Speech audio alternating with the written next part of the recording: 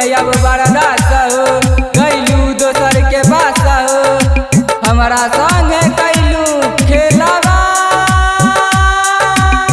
छोड़ जाइबा संसार, जियल भइला बा बेकार, छोड़ जाइबा संसार।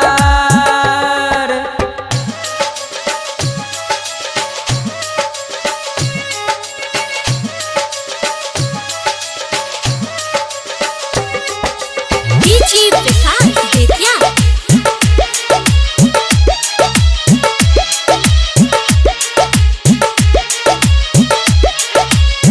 हमारा न पता रहे बनबू धोखेबाज हो, प्यार पर भरोसा उठ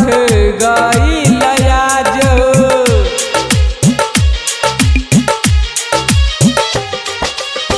हमारा न पता रहे बनबू धोखेबाज हो, प्यार से भरोसा उठ गई लयाज हो, तू बन गईलू दुल्हन हो, एने रोवतानी हम हो, छोड़ के गईलू ससुराल, छोड़ जाइबा संसार, जियल भइला बा बेकार, छोड़ जाइबा संसार।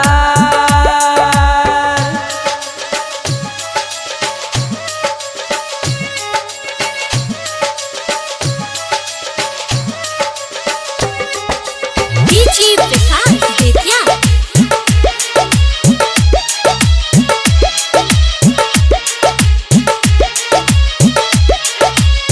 हमरे ही खून से तू मेहदी रचैलू,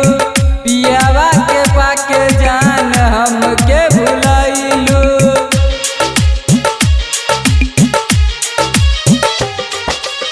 हमरे ही खून से तू मेहदी रचैलू, पियावा के पाके जान हमके भुलैलू, तोड़ देलू अरमान हो, जियते लेलू जान हो, रोहित न करी कब प्यार।